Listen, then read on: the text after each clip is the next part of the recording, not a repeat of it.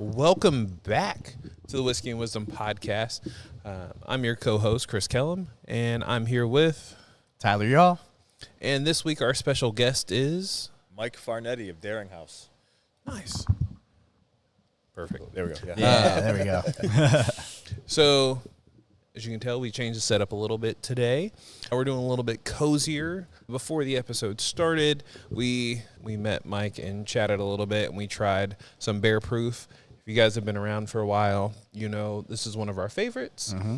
That you also cannot get at the ABC store, unfortunately. But we did get it flown in here from Montana, from Glacier Distilling. Such a good thing.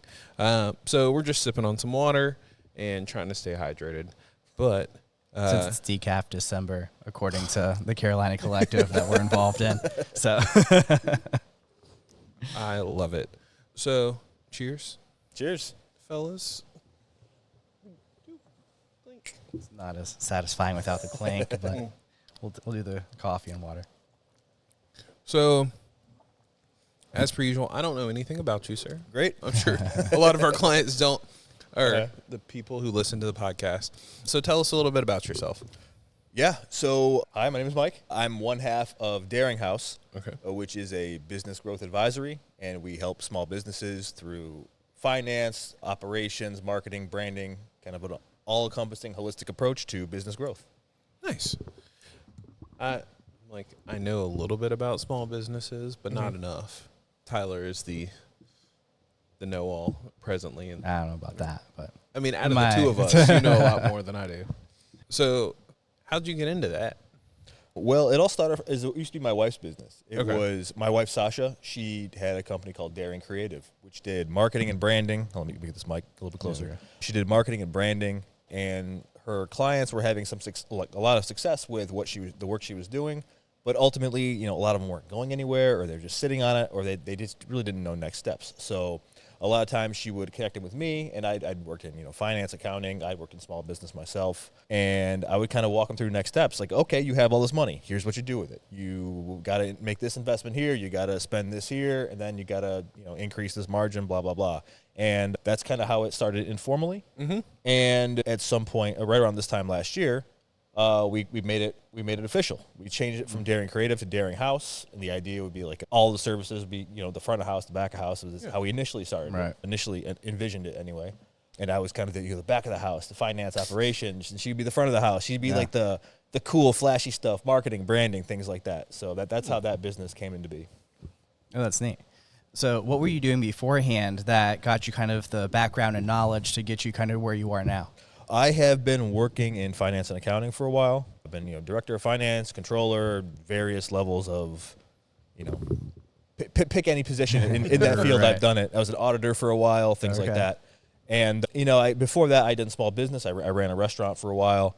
And then, once that closed down, I, went back, finished up school, got all my CPA credentials, things like that. Oh, yeah. Nice. And never took the test because I was an auditor. I don't want to get back into that world, but it was. And then I just ended up taking, just kind of working my way up the ladder. Eventually, I was director of finance, and then it just when you work in the kind of like the corporate world for a while, it's just everything's very samey. Everything is very it's soul draining in that it's every day you're doing the same thing, and it gets harder and harder to do the same easy thing every day.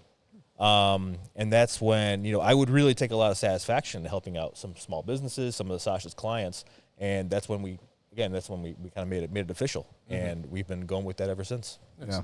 No, I understand that too. When I was first getting out of school with my finance degree, I had a few different interviews and some with like large corporations, and they're like, this is the one thing that you're going to do every single day in this dark office, only on Excel. Yeah. I was like, I don't know if I see myself doing that, because I was in retail sales for 10 years prior to that. And I was like, I like talking to people. Yeah. And that's kind of how my mentor now kind of got me under his wing and was like, hey, exactly what you used to do, helping individual people do what they need to do.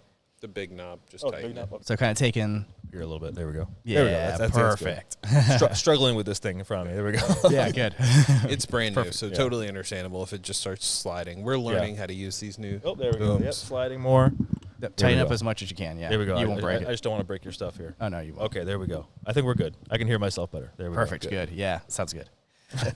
But yeah, it sounds like you went through the same kind of like process too. It's like, all right, I love what I'm doing. I just want to be able to do it more in like in a varying type of way. Exactly. Especially within, the finance accounting profession. Right. It's the most boring stuff in the world. The day-to-day transactional stuff is the most boring thing in the world. And I say that as an accountant, like that, it's so boring. Talking about debits and credits, like it makes my eyes glaze over, let alone someone that's like on the outside of that world. So it was definitely very refreshing to kind of get in with small businesses and, being able to make some impactful changes with just some some pretty basic work. Nice. Yeah, I think that's one of the best things too, is kind of working with a small business owner, because you can actually see the gratification coming out of it, and how something that may be so small for a corporation is life-changing for them. Exactly. That's why I always say it's like, I could grind away for a year in like some private equity job, and EBITDA would go up 0.5 percentage point. Right. Great. I fulfilled my function. Exactly. But I work with like a small business for, a month, not even, and it could be literally life-changing. Right. Yes. That's I love awesome. that. Before we get a little bit deeper into what you're currently doing, Yeah. I have a Chris question. What's a comptroller? A comptroller is an elected position. Okay. Some people use it as like you know what controller is without the ump? No. So, see, a controller is like kind of like head of accounting. They make sure that everything is in place. Okay. Comptroller is generally like someone that does that for government. It's an elected position. Sometimes some people use that for like a business position, but that's weird. Okay. I'm like, I've heard both, and yeah. I'm like, what actually do you do for the company? Yeah, it's head of accounting. Right. Okay. That makes a lot more sense. Yeah, it's a fancy word for head of accounting. I'm like, I just thought it was like a CFO or just like an Yeah, accountant. I was like, I didn't know there were different levels. Yeah, it's kind of like one step below CFO. Usually the CFO has more of like an all-encompassing role in terms of like finance, planning, strategy, whereas controller is more focused on like making sure books are done on time. Okay. So that makes sense. Yeah. Yeah. And I asked that because so the people who are like me understand a little bit more as to what you bring to the table when it comes to helping those people on the back end. Yeah. Yeah. So I have my CMA, Certified Management Accountant, which is kind of the opposite of a CPA. Everyone knows what a CPA is. It's a lot more of like dealing with regulation and compliance, things like that. My focus is more on problem solving and business development, business growth. Okay. So that's where my focus is. Not that I ignore compliance. I definitely don't. But I kind of say that's kind of secondary to everything else, to actually growing, to actually, understanding where you need to be. Okay. Learn something. Yeah. So going back a little bit too. So you have 2 little ones now. Yes, I do. So how does that play into kind of running this whole brand new? Because you have a 4-year-old and an 8-month-old. You said. Yes. Yeah, and so you've been in the new position now with your wife for the past year. So how is that, raising 2 little ones and having one on the way and a new little one while growing this new business? It's been that's actually one of the primary impetus for me to go into this with my wife, because I was working W-2 for so long. And when my first daughter was born, I just had a controller position. I was putting in so many hours. It was for a smaller company that was owned by private equity, but it was in the process of expansion, so constant acquisitions, constant work for me. Oh yeah, nonstop. At that point I was the finance team. It was me and the CEO. So everything that came my way, like, hey, put together this financial model for the bank stuff, find some acquisition targets, things like that. Oh, also make sure all the books are closed on time. So it was a lot of and then we're buying all these companies, do the same thing for them. Right. So it was a lot of that and a lot of late nights, and to the point where I started this job pretty much when my daughter was born. Oh wow. And it was I barely got to see her the first year of her life or so, and it really affected my relationship with her to the point where it was hard for me to feed her. I couldn't put her down for a nap. Even like when I was giving her a bath at night, she definitely did not want me there. She wanted mommy. Right. Which is, because that's who she spent her time with. It was, it was definitely tough. I got through it, but that was something that was always in the back of my mind when I knew that number 2 was on the way. Right. That I did not want to be doing that again. So there was a big reason that I did not pursue W-2 work. Once the baby was here, just because I was like terrified of that. Oh, yeah. And luckily for me, I've spent so much time with my second daughter. It's great. She loves me. It's like it's polar opposite of my first one. Obviously, my first one I have a great time with now, great relationship now. Yeah. But definitely, though that baby year was really tough working that many hours. Oh, yeah, I get that. I kind of experienced that in the opposite effect, where we had our first, kind of like you, but it was during COVID. Yeah. So all my work was from home anyway. Yeah. So I got to spend a ton of time with him, actually more than my wife did almost. Yeah. And so he wanted me to do a lot of stuff with him. And then the second one came, and then my wife was like, I'm taking extra time off. Like, I want to spend extra time with her. And then I was actually in the office. And so she was like, who are you again? I was like, well, this is like a weird kind of transition. Yeah, definitely. That's interesting. So I met Sasha, and then she introduced me to you. Yeah. And she told me about how much traveling she has done. Were you involved in a lot of the traveling as well, too, going to the different countries and everywhere? No, I really haven't traveled much in my life. I've been, I've been traveled quite a bit within the U.S., but not so much. Sasha, she's had a very, we could do a whole podcast on her life story there. No, but she's been everywhere, and I've had a relatively boring traveling career by comparison. So where are you from originally before you came to Wilmington? Grew up upstate New York. Okay. Moved all around, though. Massachusetts, New Jersey, Colorado, Maine, Pennsylvania. Oh, nice, yeah. Kentucky briefly. Cold states. Yeah. A lot of different places. Huh. That's awesome. Yeah. Where was your favorite so far? Maine. Maine? Really? Why is that? I don't know. Just something. This was... So I lived in Portland, 2016, 2017, 2018. Okay. There was something special about it back then, and it was just, I don't know, like that's since disappeared. A lot of these smaller cities, they with COVID, they grew so much, and we've been back to visit, and it's just not quite the same. Yeah. So really, that place it just doesn't really exist anymore. Next best thing, I do think I love Wilmington. It's great here. This is we picked this. We kind of did a tour of the Southeast when we were looking for a place to move from PA, and we just kind of ended up randomly said, oh, let's check this out, and we loved it as soon as we came here. So. Oh, that's sweet. Yeah, here we are. And no, I definitely love it here, though. Definitely in the process of putting down roots still. Oh, nice. Very good. Yeah. It's always interesting meeting people who've traveled all over, and like you're working with like smaller businesses. How do you find new people, or how do new businesses find you? So far, it's been mostly very organic. A lot of referrals. And, Daring Haus, it's really still in its infancy in terms of, kind of what we offer and what we've been promoting. We really have done very little promotion of it. So really, it's been a lot of legacy clients from Daring Creative, as well as some businesses we met locally, and businesses that have reached out to Sasha or myself because of the work Daring Creative has done, and then it just kind of branches off from there. But mostly referrals, I'd say so far. Okay.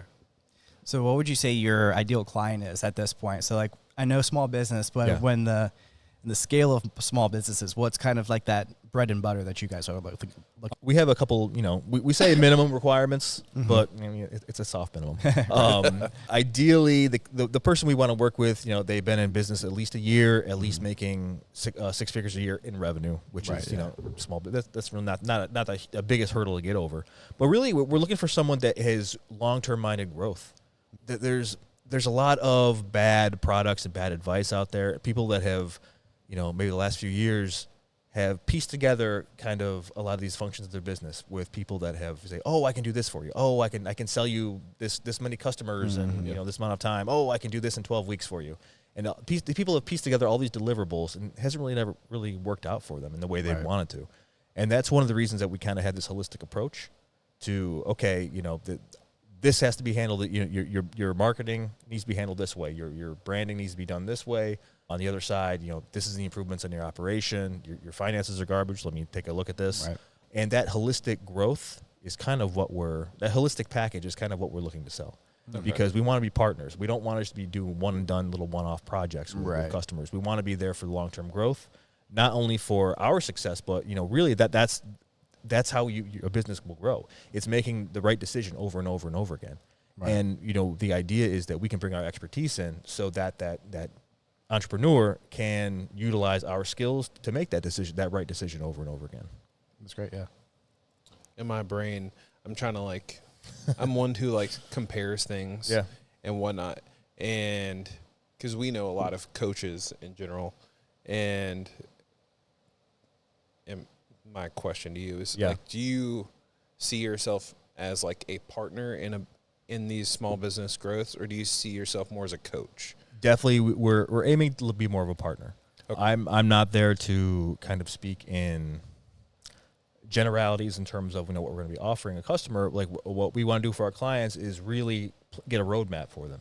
Do the work for them in a lot of ways, and that because the whole thing is we always start at the end point. What is your goal, not just for your business, but for your life? Where can you, and how do we get your business to fit into that? And to get to point Z, we got to go through. You're at point A, you got to go B, C, D, etc.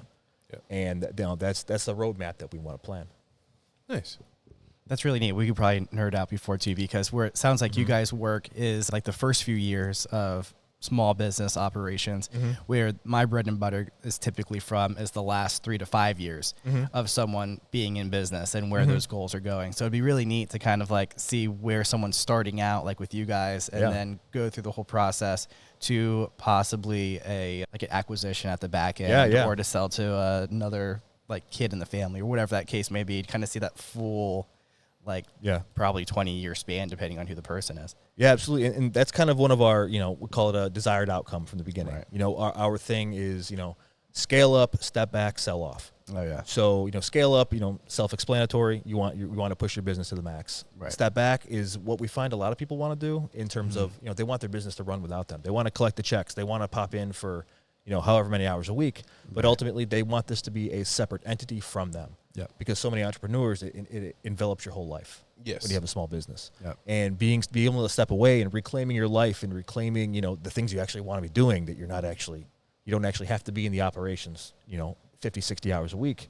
That's hugely powerful. And then beyond that, once they have this entity that's functioning without them, then it becomes more of attractive to someone else looking to buy a business. That's cool. Well, you had something you were going to say, Chris. I did. And it just went like waterfall, just kept running out, and I just couldn't think of anything. All right. Well, I have one, so I'll go ahead. So when you start working with a new business, what I've kind of noticed anyways, there's typically like a few things that number one, this is usually one of the pain points. What would you say is the top 2 or 3 pain points that you typically see in a small business that someone could probably walk away with today and be like, hey, you know what? That is a problem that I should probably call Daring Haus for. That's an excellent question. It's hard to say that there's, any specific ones because every business is different. We definitely don't do any kind of blanket, application of any kind of process or any kind of solutions for a business. I would say that typically branding is something that, pops up number one. Yeah. And again, this is more Sasha's expertise, not mine. Right. But really, that's just how they're showing up into the market, how they're showing up to the customers. And a lot can stem from that. Number 2, I would say that a lot of customers lack any kind of financial clarity. And this is where I come in. And because they don't know, very few people actually understand, the process of putting together financial statements or anything like that. The accounting. I even hate talking about accounting because that's one of those things where you mention the word and people's eyes glaze over. Right. So I call it business performance. How's your business performing? So that's kind of all encompassing under that. But really, taking a look at their financial statements, making sure everything's where it needs to be, and going from there. And because the end goal of that is to gain that clarity and to understand from there, you can find, I got to pull this lever now. Oh, this is lacking. I have to put more of this. Oh, this margin's great. I should promote this more. Yeah, very good. So with the next step, do you find that some small business owners tend to be resistant of change when you bring it up to them, or are they just kind of like, hey, I brought you in for a reason, let's go and do it? It's definitely a mixed bag. Yeah. We have some that were very accepting of, our guidance and very eagerly enacted our changes. It's been, huge success. And some where, maybe it just didn't quite fit into what they envisioned their business to be, and it's a little bit more resistant. Right. But ultimately, we're the experts there. They're paying us. Right. They're paying us to offer our expertise in this. So, we work with them whatever they want to do. Right. That was something that I've just noticed too. Every once in a while, be like, you have a client that's paying you, and they're like, I don't want to do anything that I'm paying you for. And it's like, what are we doing here? You're like, this doesn't seem very financially lucrative for you, especially if you're just going to pay me and not listen to anything. I mean, that's definitely happened. Generally, we try to build in an education component to what we're doing as well. Because, what we do is very specialized work. Not a lot of people have a deep understanding of whether it's finances, branding, marketing, anything like that. And they can't be expected to. Most entrepreneurs, they know they have a skill and they know how to sell it a little bit. Yeah. And anything beyond that is kind of like, unless you went to school for it, unless you spent 10 years in corporate doing this stuff, you're just not going to know. And that's fine. That's a good thing. Yeah. Outsource that knowledge. You don't need to take the time to learn it yourself. Yeah. So, people, I think most customers, the most clients, they will come to us with very open minds and towards our suggestions. Nice. Yeah. When I'm working with like a lot of doctors and attorneys and stuff, that's kind of what our realm is. It's interesting because they know their profession extremely well, and it's probably very similar. Like they're probably one of the best that there is at doing it. So that's why they're so successful, and they need to bring someone else in. But it's really important for people to know that business is a separate entity, basically from the skill that you bring to the table. Exactly. And kind of marrying those two together is actually a very hard job to do. Oh, absolutely, absolutely. It is, especially for anyone that's been maybe focused on one skill or one or two different things their whole life. Right. It's hard to kind of separate yourself, your performance, your enacting of a skill from the business itself. And that's kind of what scaling is, though. Is like the delegation, the building up, and that is a huge mindset shift to get away from that, because that means giving up control. That means having someone else do the work for you. Yeah. Which is again. It's always a mindset thing. It's always, that's a very difficult thing for a lot of people to get over. And I get it. I mean, it's your baby, and then all of a sudden it's not your baby. It's just a thing. Exactly. And it's always interesting when you bring someone else in too, especially bring like an ops guy in, right? Yeah. So you're passionate about this and you want to do the absolute best, but your business is hindered because you're maybe spending too much money on one situation over here. You bring the new ops or finance guy in and you're like, hey, you can do just as good, except you have to slightly reduce your quality or whatever the case may be. Yeah. Right. So it's just kind of those balancing acts. So it's always interesting talking to different clients and stuff. And I'm sure that's a fun balancing act that you get to do too, which is always different. Yeah. Definitely. Because again, it's always trading time for money. Right. And at a certain point, you have to move away from that if you actually want to scale your business up, which means, the owner, they're capped at what? 40, 50 hours a week. Right. In a sustainable way. Yeah. So to understand that, okay, well, if you're the only one doing this, here's your revenue cap. Right. Not even talking about costs or profit. Here's your revenue cap. If you want to do more, you have to bring in this person to do this person to do that, things like that. Right. Sorry, it's interesting because, like you said, everyone, especially as entrepreneurs, see it as like, this is my baby. Yeah. When they're growing a business. But I think a lot of people don't see it. If you're raising it and growing it as a baby, you have to treat it as you would anything that grows. And a baby's going to need you to step away and let it do its own thing. Like when you send it off to school, or, hey, it hits that next milestone. Like, hey, it's moving off to high school, or it's growing. I feel like you guys seem to be the ones who help them prepare to, like, take the training wheels off and let it grow a little bit. Yeah, that's an excellent analogy. I'm going to steal that from you. Yeah, it definitely, that's a really good analogy, because they pour so much of themselves into this. Yes. Again, like anyone that started up a business knows that that first year or so, especially, that's a lot of really late nights, and then you just become so attached to it. It becomes part of you, and for them to like walk away, it's like almost like you're abandoning part of yourself. Yeah. But really, I mean, the point of a business is to make money. Right. At the end of the day, it is to make money. Whether or not you have any kind of other motives on top of that, it's it has to be self-sustaining. It has to be making money for it to be doing its thing. Yeah. Right. That's interesting. So we kind of talked about like the ideal client kind of going in. Is there a typical type of person that you're working with when it comes to like what they're selling? So is it like typically a service-based industry, or is it a product, or is it kind of a mixed bag? It's been a mixed bag. Previously, Daring Creative has been focused a lot like beauty, health, and wellness. Oh, okay. And we still have quite a bit of that, but we're definitely kind of moving in other directions from that. It's more just we're not really we'll say we're not really focusing on a specific industry at the moment, but we do have a good mix of whether it's product or service-based, things like that. And really, I don't think that we should really want to pigeon ourselves in any specific way, because I do think that there's a lot of kind of cross-pollination between all these different industries. And there's something you can pick up in whether it's a product and apply it to service, and vice versa, things like that. Yeah. That's something so about the Carolina Collective, everything that Brittany and I are starting. So that was one of the things that she wanted to bring to it too, is like not just be for creatives, because she wanted to say like, okay, what does this product oriented service do, and what can they bring to the table that something in the creative industry can do, versus someone that's maybe in the holistic world that could bring to someone that's selling widgets over here. Yeah. So I thought that was like a really interesting concept that she was kind of bringing to the table too. So it kind of sounds like the same type of deal. Yeah, absolutely. I mean, there's always something to learn from pick a random industry, pick a random business. There's always something to learn from that, and then kind of apply across everything else. Yeah, I think it's this past year I've had a lot of growth at work, and especially in the podcast, we've had a lot going on, and it's interesting to see that because everything is so different. Because I work in jewelry and in sales, but every brand is coming back to those fundamentals. Because we went through a rush where everyone's like seeing a lot of sales, a lot of growth. Yeah. And then now they're coming back to this, hey, how can we connect with those clients a little bit more? How can we connect with the people who are at a point where we're like, oh, well, we want to spend money, but we want to spend it in the right way. And I was just thinking, I'm like, I feel like people who come to you are looking for that next step of growth. Yeah, absolutely. It's a lot of people that they'll hit a certain level in their business and they're not really sure where to go next. Maybe they're comfortable in the money they're bringing in, and maybe they're just not sure, what is the correct next step? What is the next move? Where can I spend my money to make this go even further? Yeah, and that's really our ideal client, quite frankly, is someone that has that curiosity and someone that is kind of, already seen some success and wants more. I like that. That's awesome.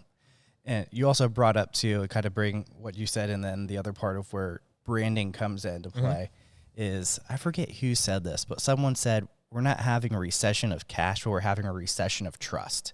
Absolutely. So that was really interesting, kind of hearing that version of it. And I guess that kind of goes back to the brand, right? So not necessarily having like the flashy logos, but necessarily like, what do you bring to the table to foster trust amongst the clients that you serve?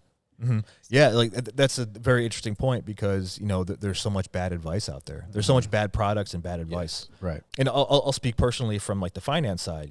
I do part of the services that we offer through Daring Haus. I do like a fractional CFO type service on the side of our main service, which is Daring 360, which is like the overall all encompassing flagship product that we talked about. But as a fractional CFO, I started doing that because I would get into look at some companies' financials and they'd be complete garbage. They'd be like, "Oh, I'm paying this accountant $700 a month to do this. Like, why don't I know anything? Why don't I know what's going on? Why is this all inaccurate?" And like, "Oh my God!" And I have to dig through it, and then I'll like fix everything. Yeah. But there's a lot of bad work out there, bad advice, bad products. Just people selling you garbage. Right. And it really, like you said, it really has diminished the level of trust between businesses. So people don't really know where to turn next. Like, can this person even help me? Or are they just selling more BS? Right. And then that's kind of a core thing that we do is like zero cheap tricks in what we do. Everything we do is kind of worked in the corporate world. Yeah. And now we've kind of downscaled that to entrepreneurs and small businesses. Yeah. So there's nothing... I'm not going to say there's nothing exotic about what we do, but like what we do is already tried and true. Yeah. We know it works. It's worked for, a century at this point, and we're applying that to small businesses. That's awesome. One of my finance coaches, when I was talking to him, he was kind of like helping me with kind of expanding my horizons in the business that I'm in. And what he was saying is there's not a lack of information that's out there. There's a lack of knowledge that's out there. So you could go on Google any day of the week and just get bombarded with anything, but it's finding the right person to bring onto your team that you trust to basically entrust you with the knowledge that they have gained over the years in order to put effort in to help you kind of move to the next level. Yeah, and that's kind of something that we're trying to combat, or at least trying to stick out from the crowd with. Right. It's just, we have this track record, we have all this experience. We really invest a lot of our effort into your success, and we want to be able to show that off as well. So it's in our best interest to give the best guidance we can as well. Yeah, that's great. So you talking about success, what does that look like for you as a person, like as a father, as well as for the business?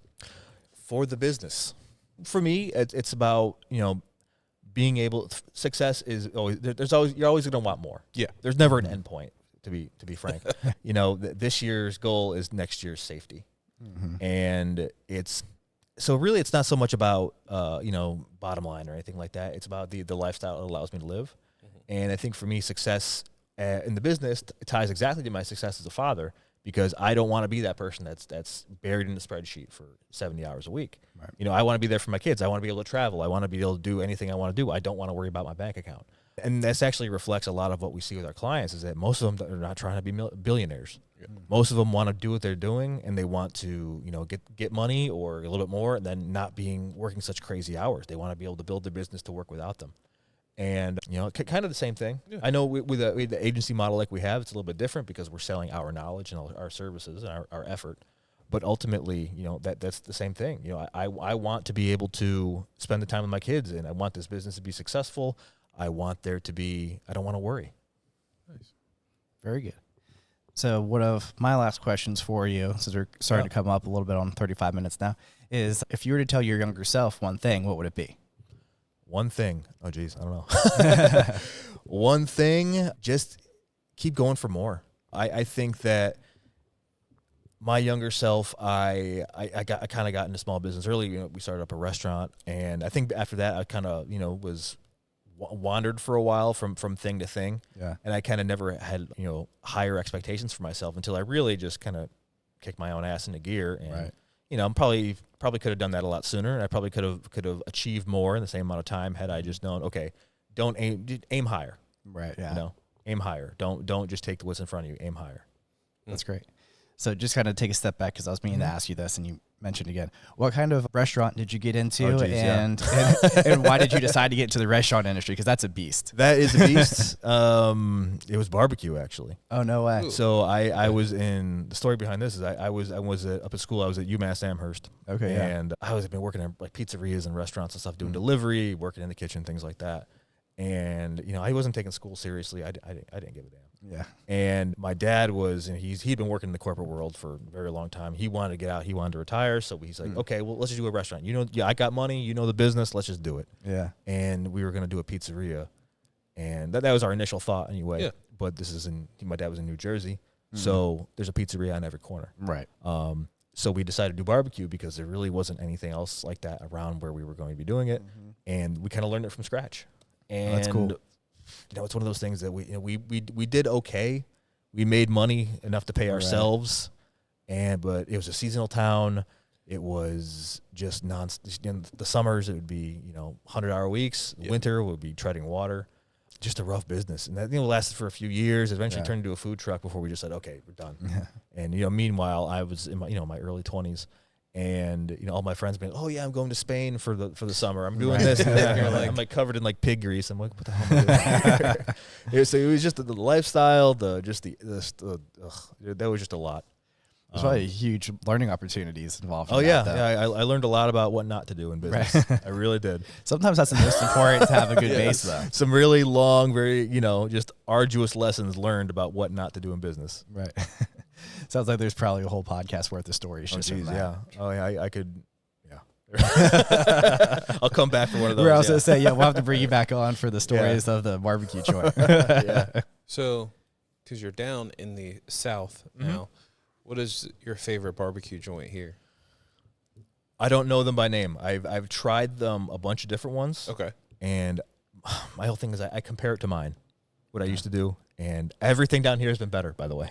Okay. So it's we will take that. Yeah, so everything's been better. I mean, I love pulled pork in general. That's always been my thing. Never been a rib guy, if I'm being honest. I love pulled pork. Yeah. It's every place I go on is it hit it out of the park. Good.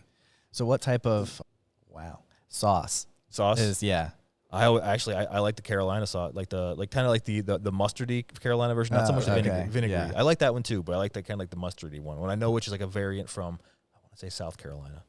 Yeah, I think that's right. Isn't that mountains? Yeah.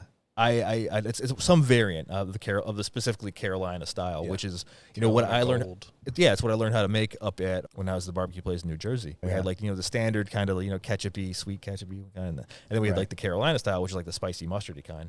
And that was always the biggest hit. That was actually our biggest seller.